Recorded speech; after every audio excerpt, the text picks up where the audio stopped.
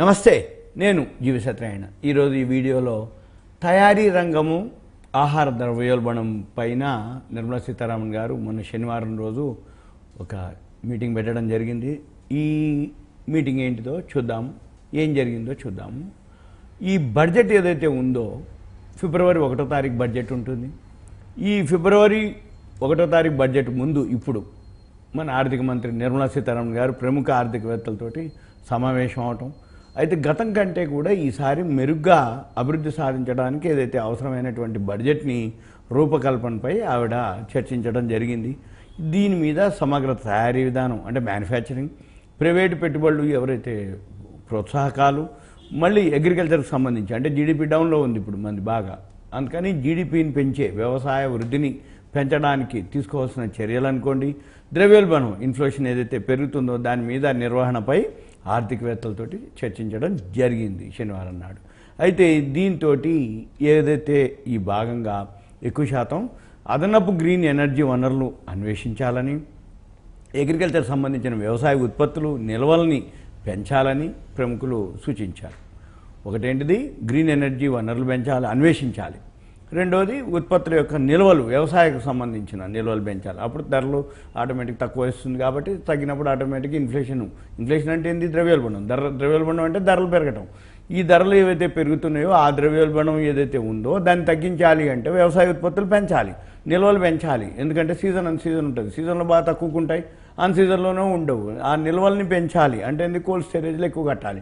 ఈ కోల్డ్ స్టోరేజ్లు కనుక కడితే నిల్వలు ఉంటాయి, అన్ సీజన్లో కూడా మనకి తక్కువలోకి దొరుకుతాయి అనేది అనమాట. అయితే ఈ పెరుగుతున్నటువంటి ద్రవ్యోల్బణాన్ని కట్టడి చేసేందుకు అవసరమైనటువంటి ఈ విధానాలు చర్చించడం జరిగింది. అయితే దీంతో పాటుగా ఈ ఉత్పాదక రంగంలో ఏదైతే ఉన్నాయో దిగుమతి సుంకాలు అంటే ఇంపోర్ట్ డ్యూటీలు, ట్యాక్స్లు, ఈ సాంకేతికత అంటే టెక్నాలజీ ఏదైతే ఉందో బదిలీ, ఇతర అంశాలపై కూడా పురోగతి, ప్రస్తుత విధానాల్లో మార్పులు రావాలని కూడా చెప్పడం జరిగింది. అంటే ఏంది? ట్యాక్స్లు అనుకోండి, డ్యూటీస్ అనుకోండి, లేకపోతే దానికి సంబంధించినటువంటి సాఫ్ట్వేర్లు అనుకోండి, నాలెడ్జ్ అనుకోండి, వాటన్నిటి మీద కూడా పురోగతి చేయాలి అనేది. దాంతో ఈ ప్రభుత్వం ఏదైతే ఉందో మూలధన పెట్టుబడులపై స్థిర ఆదాయం సమకూర్చుకోవాలనేది వాళ్ళు పేర్కొనడం జరిగింది. అయితే మ్యానుఫ్యాక్చరింగ్ యూనిట్ వచ్చి సైడ్ వేస్లో ఉండటం జరిగింది. అయితే దేశీయ తయారీ రంగ స్థూల జాతీయ జీడిపి ఏదైతే ఉందో ఈ జీడిపి దాదాపు 15 నుంచి 17% వద్ద కొన్నేళ్లు ఉండి ఇప్పుడేమైంది? దాన్ని 25% పెంచడానికి గత ప్రభుత్వాలు అనుకోండి, ప్రస్తుత ప్రభుత్వాలు ఏవైతే ప్రయత్నాలు చేస్తున్నాయి, అయితే ప్రయత్నాలు ఫలించడం లేదనేది ఒక అభిప్రాయం అన్నమాట. ఈ అనేక రంగాల్లో ఏవైతే ప్రైవేటు పెట్టుబడులు వస్తున్నప్పటికీ కూడా ప్రభుత్వం మూలధన వ్యయంపై స్థిరమైనటువంటి వృద్ధిని సాధించడానికి, ఈ కంపెనీలను ప్రోత్సహించడానికి కొంతమంది ఆర్థికవేత్తలు వాళ్ళని సిఫారసు చేయడం జరిగింది. అయితే 2025-26 ఇప్పుడు మనం బడ్జెట్ ఏదైతే ఉందో ఇప్పుడు 2024 డిసెంబర్లో ఉన్నాం, రేపు ఫిబ్రవరిలో బడ్జెట్ ఏదైతే ఉందో 2025 అంటే మార్చి అయిపోయిన తర్వాత ఏప్రిల్ టు ఏదైతే ఉందో 2025-26 బడ్జెట్కి సంబంధించి ఈ ప్రభుత్వ మూలధన వ్యయం ఇంకా పెరుగుతుందనేది కూడా అంచనా వేయడం జరిగింది. దీంతో ఇప్పుడు ఏదైతే ఇన్ఫ్లేషన్ పెరిగిందో ఈ ద్రవ్యోల్బణానికి కట్టడికి చర్యలు తీసుకోవాలనేది ముఖ్య ఉద్దేశం. అయితే దీనికి ఏం చేయాలి?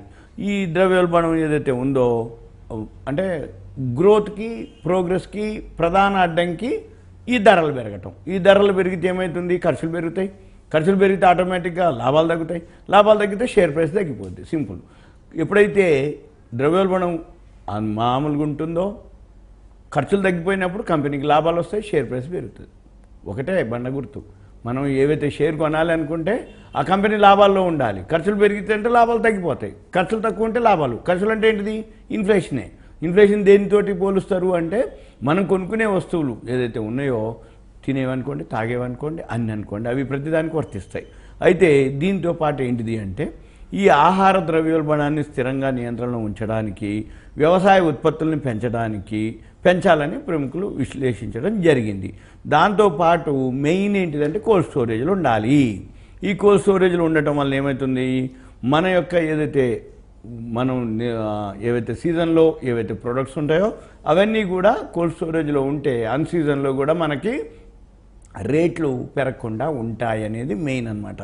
అంటే ఉత్పత్తుల యొక్క నిల్వ సౌకర్యాలను పెంచడానికి మరిన్ని చర్యలు తీసుకోవాలి.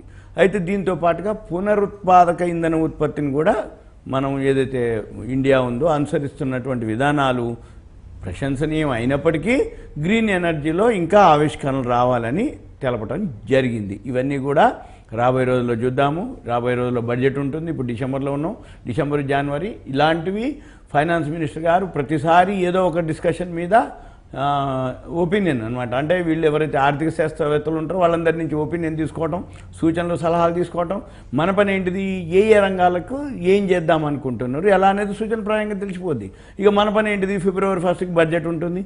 ఇక బడ్జెట్లో దేనికి పెద్దపీట వేస్తారు, అగ్రికల్చర్కా, గ్రీన్ ఎనర్జీకా, సోలార్ పవర్కా, రియల్ ఎస్టేట్కా, ఇవన్నీ మనం చూడాలి.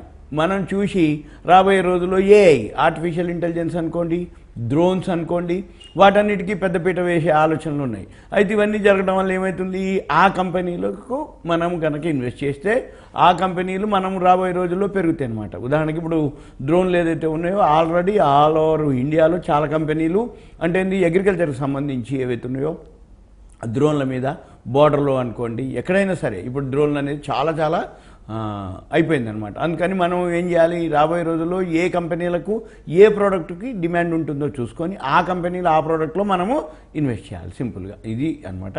ఇదంతా మీకు awareness, education, information, knowledge purpose మాత్రమే. Thank you. సెలవు.